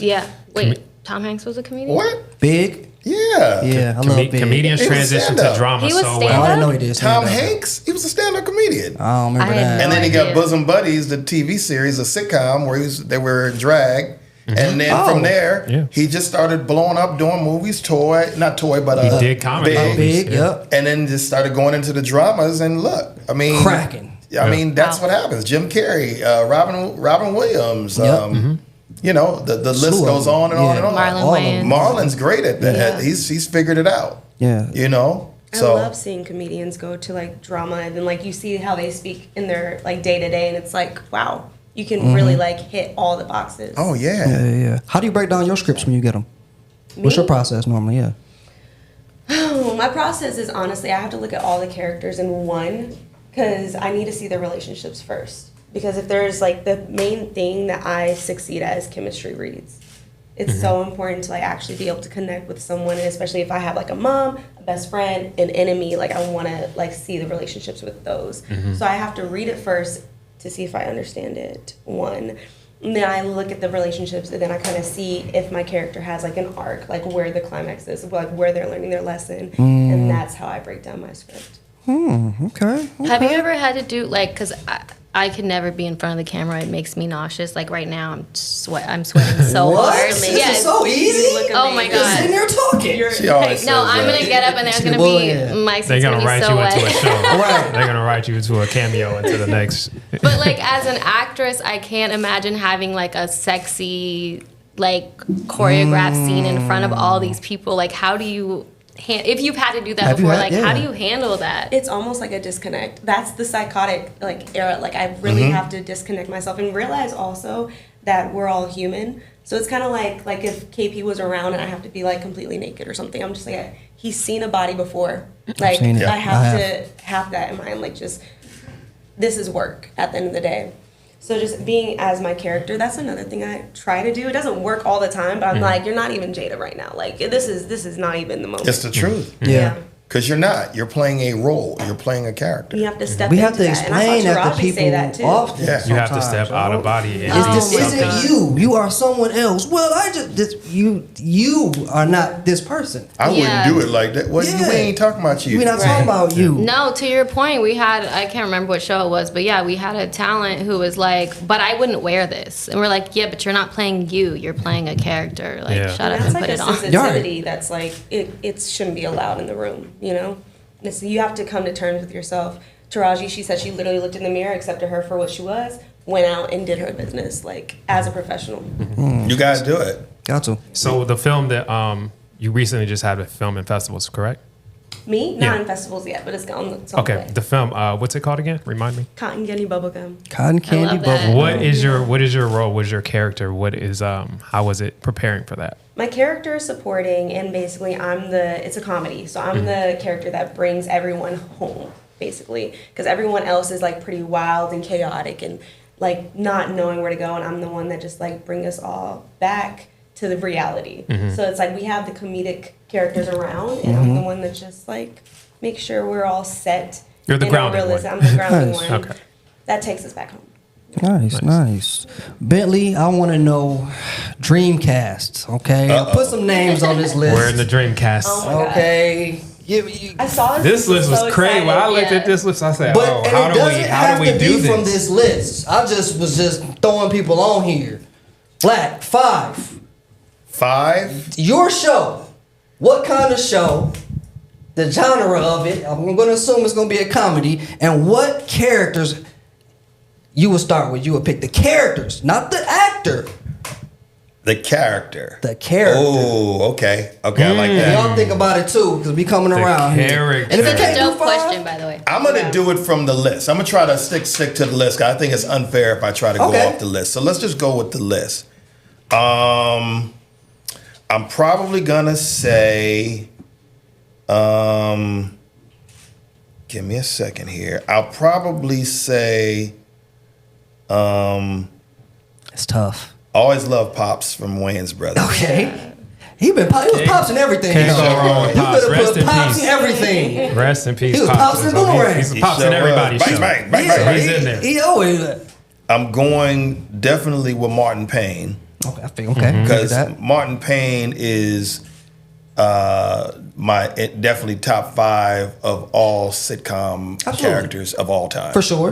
Definitely. Yep. For me. Okay. For a lot of folks. Yeah. Yeah, I think so. I'm probably gonna go. How many do I get? 5? 5. So I got Spoon, I got Marty Marr, I got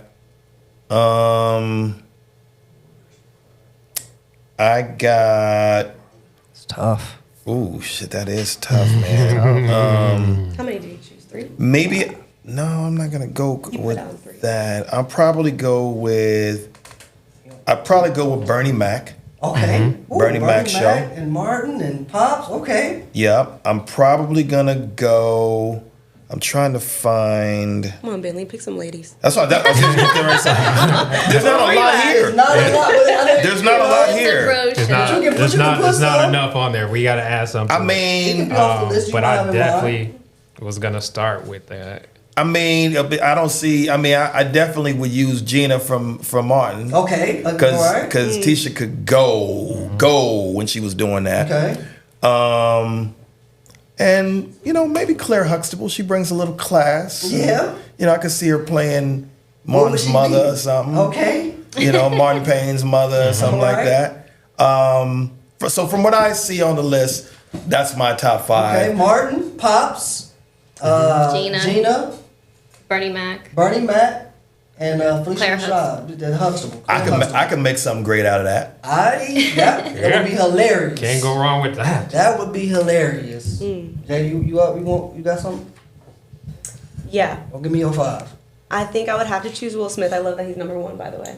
I know this is out of order, but He's out of Will order. Smith. Is that He's a Will stand. Smith or Fresh Prince? Well, Fresh Prince. Fresh Prince. He's always number 1 in mine. I'm just thinking Will Smith in general because at his age right now. right? No, Fresh Prince was. Fresh No, Prince. see, you guys, It's you the character. cheating. It's the character. The character Fresh Prince. The character Fresh Prince. Fresh Prince. Issa Rae. Okay. I want to choose her. Jeffrey. Okay. Yes. Slept on. Jeffrey be slept on. Jeffrey's funny. Yeah, I want to choose him. I feel like that would be hilarious. I want to choose Lakeith. He's not on here. Okay. But I want to choose Lakeith He's because great. he's like, yeah. From Atlanta? More. Him from Yes. Atlanta? No. He was great. You can't in just pick Atlanta. Lakeith just to be picking Lakeith. Because he has a certain character himself. Like, it's very monotone. No, you gotta very pick. funny. Well, you gotta pick picking Lakeith from characters. Atlanta. You're trying to break the rules of Yeah. Okay, She's we're a picking rule characters from a show. You can pick Lakeith From a from show. Atlanta. Yeah. Yeah. You can pick Lakeith from Fine, Atlanta. it's fine. Lakeith from Atlanta. He was That's funny fine. in that. How many do I have? One more. One more?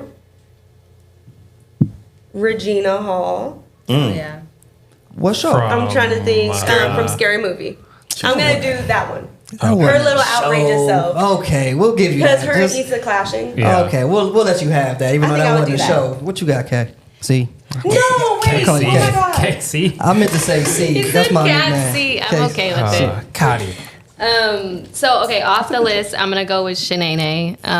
Okay. Ooh. No, and I need to give you guys my concept because it's starring Shanae. Shanae has just won the lottery. Oh, you owned it. Oh, you had this figured out. She did this last night. I should have did that. Great. Yeah, Yes, she did. that was She's pitching a perfect. new show. That's a good one. Keep it going. I like this. So she just won the lottery. She's moved into Beverly Hills or wherever the rich people are staying. She's hired Jeffrey the butler Okay. to be her butler. Her neighbor is Pops. Okay. Wait, how many is that? Three. Is it Give me two more. I gotta have a Wayans in there, but not on this list. I want to go with Damon Wayans Jr. because I feel like he's super underrated. Definitely underrated. What show? He was on New Girl actually, so and Coach- So then you want the new girl? Coach Yeah. on New Girl. but then he got Happy Endings, and then he came he back to New came Girl. back, That's why his yep. role was so Okay. small. Yeah. Wait, is that four? Damn near the same character. though. It was. I had one more. Oh, the dad from Blackish. Andre. Lawrence, I mean, Lawrence Fishburne? Lawrence Fishburne. Yeah, I Grant meant Pops. Okay, Pop- Grant I yeah. thought you were talking about he's Anthony. hilarious. No, not him. I mean, he's dope, but yeah, no. Lawrence Fishburne is his comedy. I didn't see that After coming. this, I want to know how that plays out. Because Yeah. who does everybody play in this story? Now that I Yeah, think about it. I think they're in a gated community, That's but solid. B, what you got? I'm going to go. Who's not on here? Tracy Ellis Ross. Okay. I'm trying to decide if I want Blackish or Girlfriends. I think I'm gonna go with Girlfriends. Tracy Ellis Ross. Okay. Claire Huxtable, because she's just the greatest mom. We needed someone grounded in this crazy wackiness. I'm gonna go with Jamie Foxx because you said he's the most talented oh yeah. Yeah. person that you know. So I Indeed. have Tracy, Claire, Jamie. I will. This is where it gets tough. I'm gonna go Will Smith, That's right. That's right. and I need somebody just like bruh man. I need somebody. I need to balance it out with somebody goofy and silly. I would have loved to have seen Bruh Man do more stuff, okay? Yeah. Him and Tracy Morgan's character, they needed something more. Yeah. Okay? Jeez, they Yeah. needed more.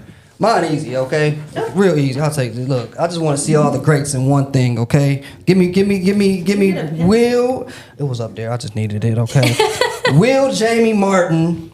Whoa. Y'all sleeping on Captain Ray Holt in Brooklyn Nine-Nine. He was hilarious. I want them together. and Marlon. Who's the star? Who's the star of that movie? That show Ensemble. that would be a dream. But who's the lead? They all have to That's be. too You heavy. It's an ensemble? You think the ego be too crazy? Yeah. No. That's a big ego list right there. Oh, they did it Will in life. Smith? They did it with life. And, He don't have an ego though.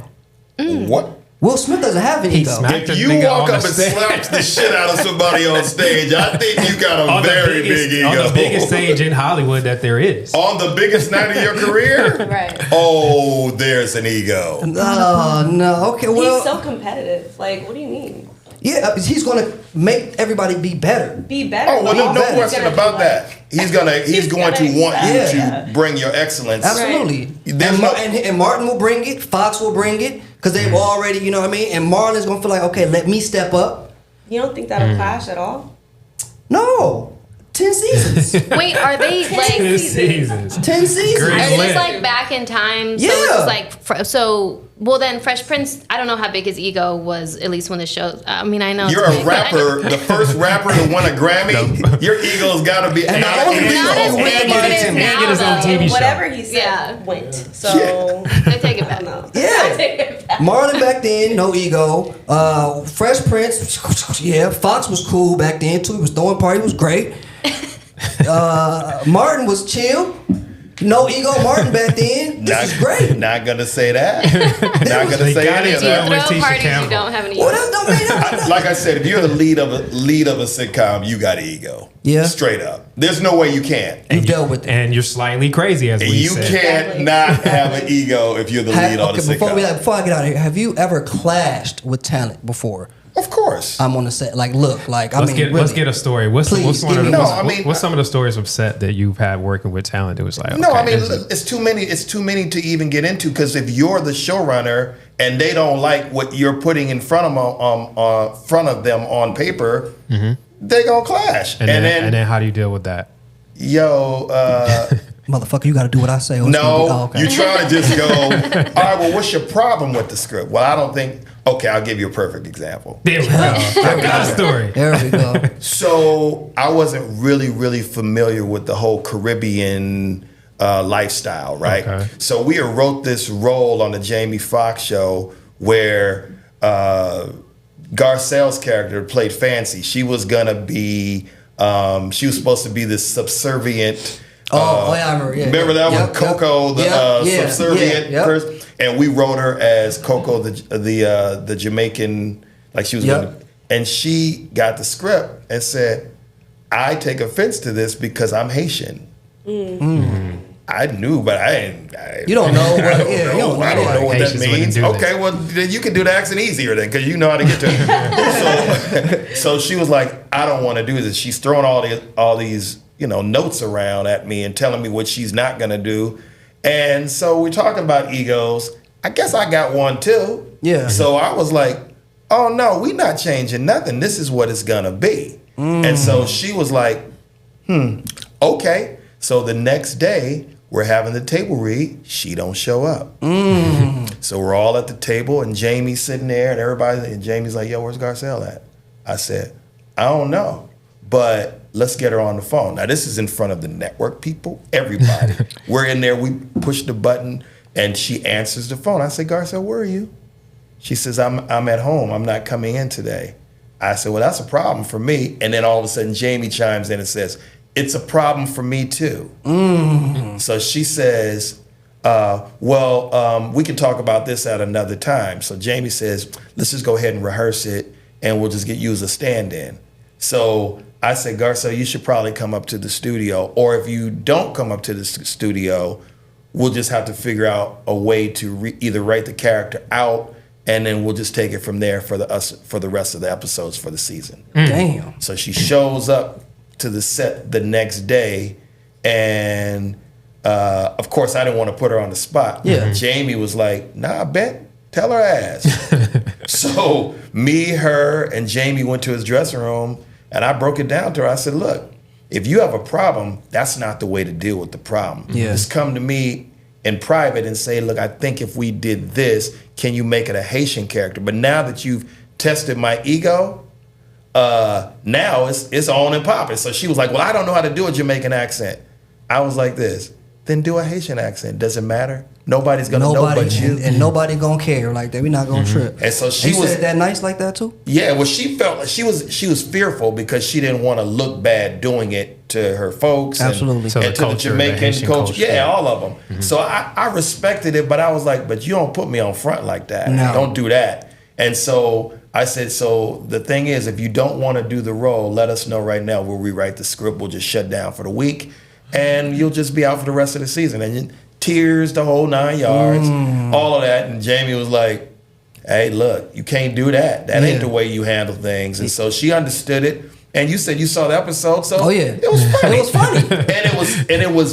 and she did Hindsight. it effortlessly. Yeah, You know what I absolutely. mean? But it was like she had to prove a point, and I had to prove a point too. And by then we were in like the 4th or 5th season. I was about to say it was later on. So then, of course, if it was earlier on, it wouldn't have been an issue. But later on, show a hit, it's a success now. Feeling yourself, she was an icon at the time. There's always a certain way to handle it. Always, and it's all about having a conversation. I mean, Martin, would get me every now and then.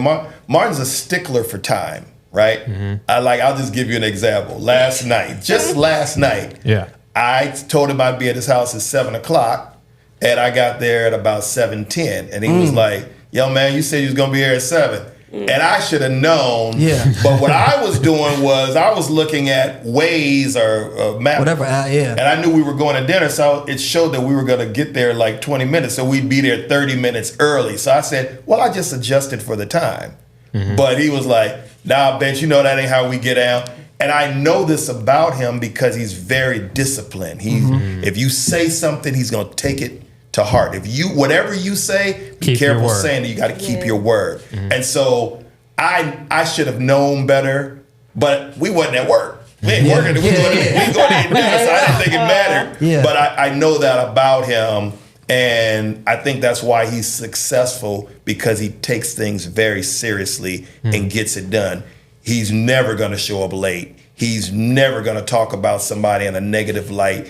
There's certain things. So when you're dealing with certain people, you got to know how to, what their get down is. And his was that. So, during the show, I might have showed up late, but hey, I was running the room. Hey, it don't matter, right? But he was like, nah. So, we would have those kind of things, those kind of disagreements. But I think it was just him preparing me for what was to come in my career, to just really, Bench, you gotta take that on. You gotta take that serious, especially when you're black. We gotta be. Timeliness is key. We ain't damn near perfect. Okay. Listen, thank y'all so much for coming. Awesome. Okay? I had fun. Had a great time. A lot of knowledge. A lot of good times going. Please tell us what's coming up next. Where everybody can find you, Jada. Kick it off. Everybody can find me. Where they can find you? Yep. IG, social, whatever you got. Okay, my socials @_JadaPaige on IG. Okay, and the movie. Cotton Candy, but I don't know what they're doing yet. Cotton Candy Bubblegum should be somewhere soon. And the Dairy Queen commercial's out too. You'll see that automatically. On Instagram @this_Caridad_Polee. Oh yeah, we gotta put that. Tell them how to spell it. Yeah. We'll put it on. We're gonna put it on the screen. Yeah, we're gonna put that. Don't worry about it. It'll be on the screen. We're working on Mind Your Business season 2. We're in the writer's room. My movie will be coming out. Do You See Her? At the end of this year, and then we're gonna shoot another movie this year. Nice. Bentley, sir, please give it to us. I'm just @Bentley Evans on everything, on Twitter, on Instagram, on Facebook, I don't think I have a TikTok. I don't have a TikTok. But you have YouTube. It's @Bentertainment. Oh yeah, Bentertainment on YouTube. Oh, nice. Patreon. So you do have Patreon. What's that under on Patreon? Bentley Kyle Evans. Under Bentley Kyle Evans on Patreon. So really trying to get my brand out there a little bit more. And then look out for Mind Your Business season 2. We just premiered the finale episode of season 1, and a new series that we also created called Highly Favored. That will be coming out on the Impact Network. Nice. A newer network starring Michael Collier and a lot of other fan favorites that we all know. So yeah, I know Michael. Yeah, he was one of the first things I worked on when I came out here. That was dope. B, as usual, we out here. I am B more on everything. Had a great time with you guys. Thanks for coming. Thank you all so much, ladies and gentlemen. Movies and Models. Y'all already know. Thank y'all for watching. Subscribe. Leave some comments and all that. And all that. Yeah. Thank you so much.